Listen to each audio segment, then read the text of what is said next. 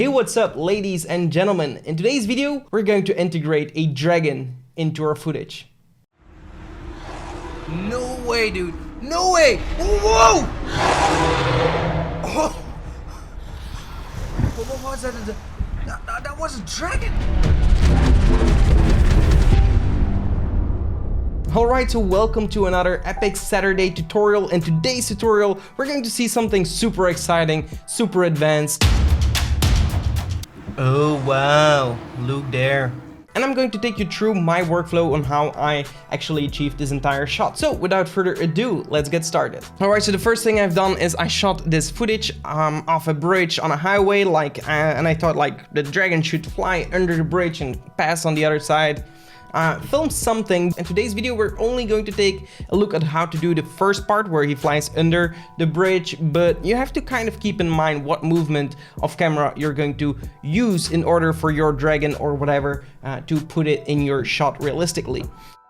First thing that I want to do is key out, so mask out everything that moves in my shot. As you can see right here, the cars are passing all the time, so I'm going to mask out my highway, and I'm also going to keyframe it and manually do this, but I will set my mask to none so I can actually see what I'm doing here.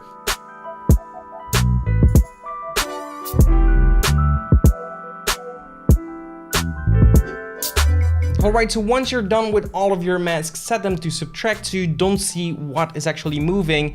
And now it's very important to pre-compose the shot, and then it will look like there are no pixels to be tracked there. So that's what we want. We're going to pre-compose this, move all the attributes, and then we are going to track the camera.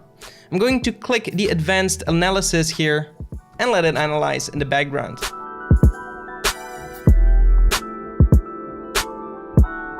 Alright, so once the shot is tracked, we kind of have to look at the shot and see if it's tracked properly. If not, try to do it again or try a different method, but you will see all these tracking points all over your scene. To see if it's well tracked, you can always select a few points at a certain time and add a text element, for example, just as a reference if the text is sticking to that location or not.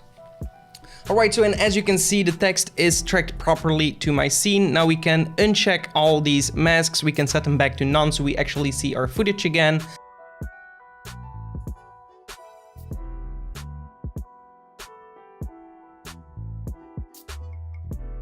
And then we can go to File and we can go to Export and export to Maxon Cinema 4D Exporter.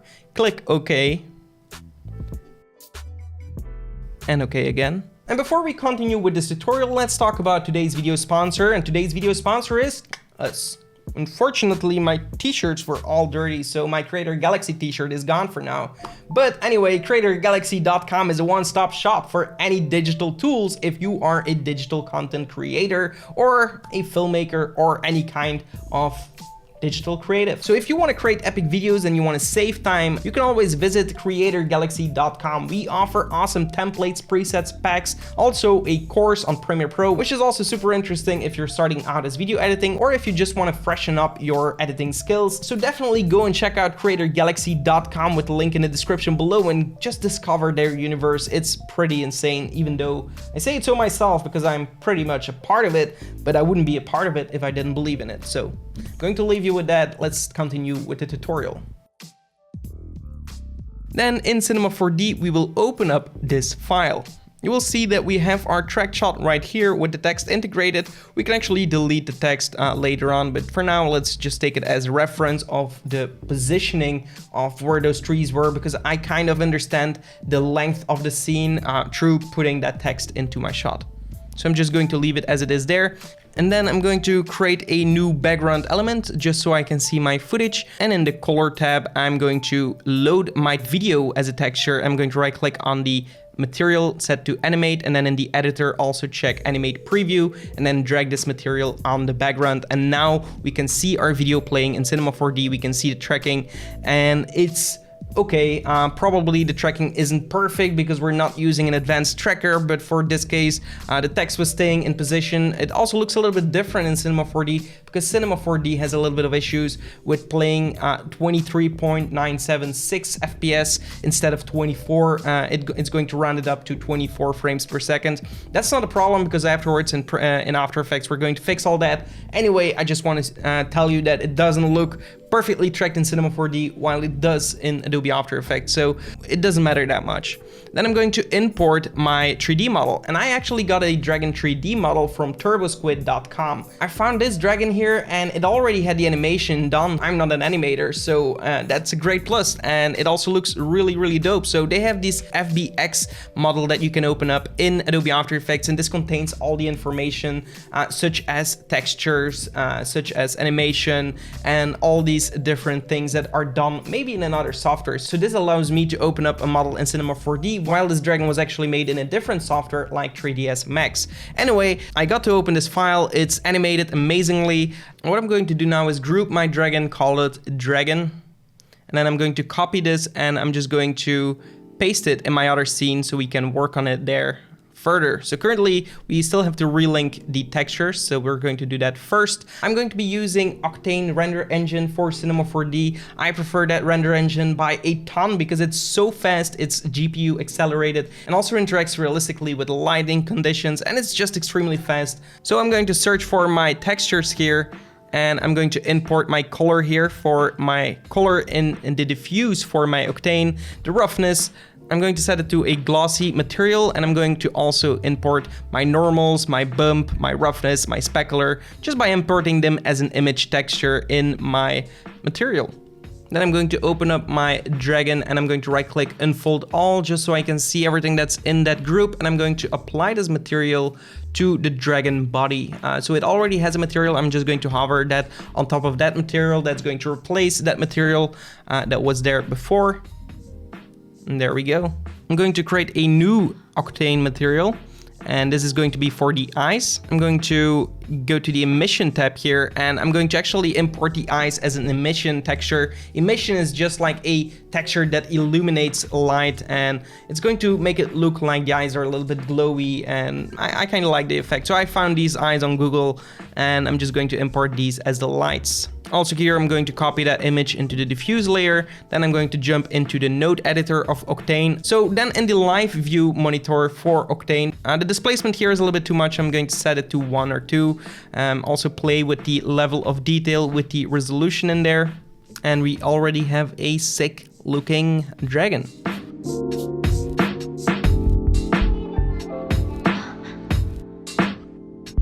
Then I'm going to add an HDRI environment. This is where you can import a 360 degrees map of any kind of sky that is going to give you accurate colors towards your scene. So if you're filming at a certain location, you should also make a 360 image of that location in HDR, and that will allow you to use that lighting in your scene realistically with a 3D integrated object. I didn't have that on the location, so I just searched for a cloudy day as my footage is cloudy.